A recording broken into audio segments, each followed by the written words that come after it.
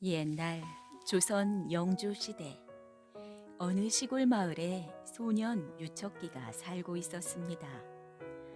소년의 집은 겨울이면 칼바람이 문틈을 훑고 지나가고 끼니 때면 솥바닥 긁는 소리만 가득할 정도로 가난했지요. 하지만 소년의 눈빛만큼은 밤하늘의 북극성처럼 형형하게 빛나고 있었습니다. 어느 날 사람의 앞날을 꿰뚫어 보는 신판서 대감이 이 마을을 지나다 소년을 발견합니다. 누더기를 걸치고도 기계가 남다른 소년의 관상을 본 대감은 무릎을 탁 쳤지요. 호호, 저 아이는 장차 나라를 짊어질 정승의 제목이로구나. 신판서는 주변의 반대를 무릅쓰고 유척기를 손녀 사위로 삼아 서울로 데려왔습니다. 따뜻한 밥과 귀한 책, 그리고 선비로서 갖춰야 할 법도를 가르치며 정성껏 키워냈죠. 유척기는 자신을 믿어준 조부님의 은혜에 보답하기 위해 밤낮으로 글을 읽으며 과거 시험을 준비했습니다.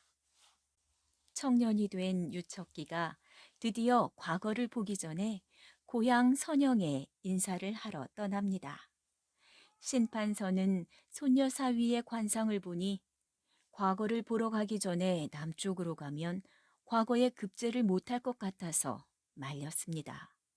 하지만 조상한테 고하지도 않고 과거를 볼 수 없다는 말에 어쩔 수 없이 허락해 주었죠. 해가 뉘엿뉘엿 저물고 산짐승 울음소리가 들려올 무렵 그는 거대한 기와집에 머물게 됩니다.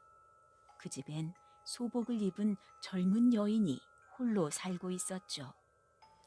여인은 수천 석의 재산이 든 열쇠 꾸러미를 내밀며 유척기의 옷소매를 붙잡았습니다.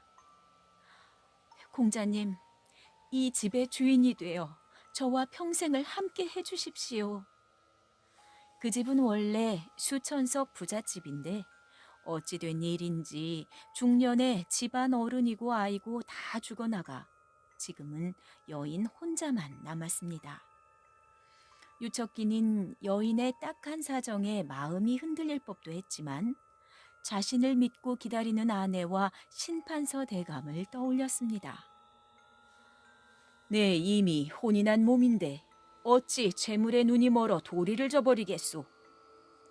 유척기가 뒤도 안 돌아보고 말을 달려 떠나려는 순간 등 뒤로 치솟는 불길과 함께 여인의 처절한 비명이 들려왔습니다. 여인은 원망을 품고 스스로 목숨을 끊어버린 것입니다. 집으로 돌아온 유척기를 보고 신판서는 한숨을 쉬며 말했어요. 너는 무슨 저각을 하고 왔구나.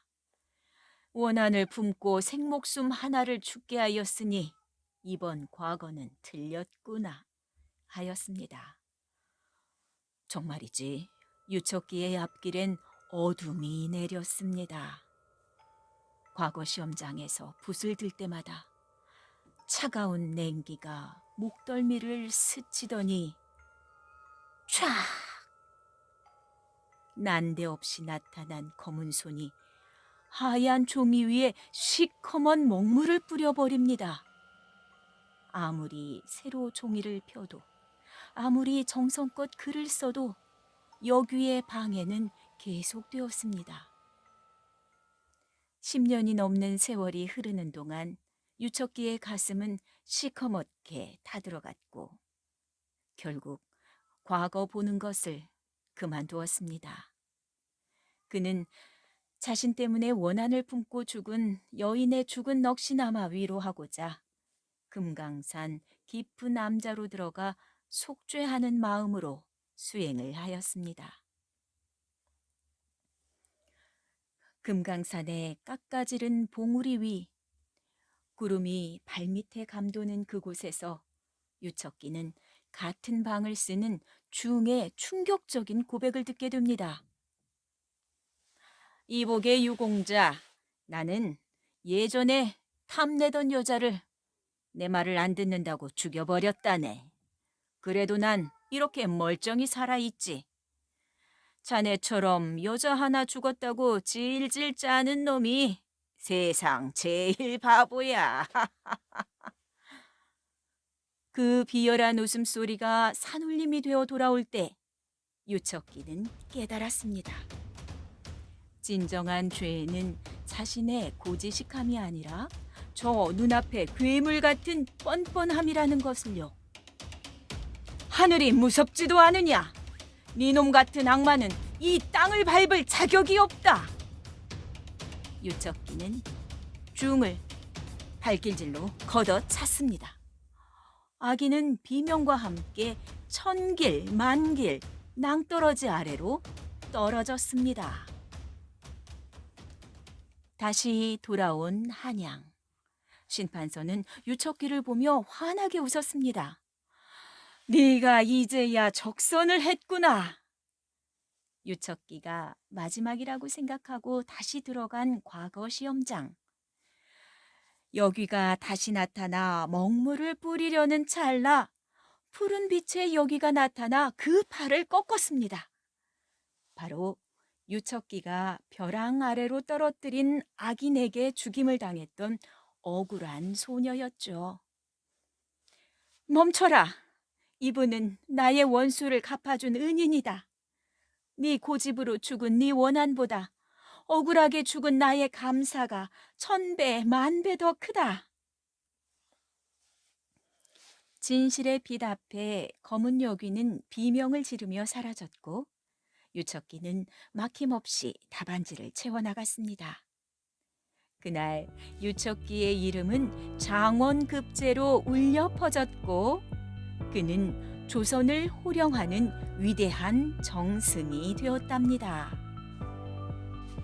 유척기는 조선시대 숙종과 영조 때에 이조참의, 호조판서, 우의정 등을 역임한 문신입니다. 유척기 삶의 어느 시기가 부안지역과 관련이 있는지는 모르겠지만 이 이야기는 전북 부안지역에서 내려오는 이야기입니다. 아마도 남쪽의 선영을 찾아가다 들른 곳이 부안이었을까요? 여러분, 가끔은 무서운 이야기가 우리에게 큰 용기를 주기도 합니다. 유척기가 휘두른 정의의 발길질처럼 여러분도 옳고 그름을 가릴 줄 아는 단단한 마음을 가졌으면 좋겠어요. 오늘 이야기는 여기까지입니다. 순이쌤입니다.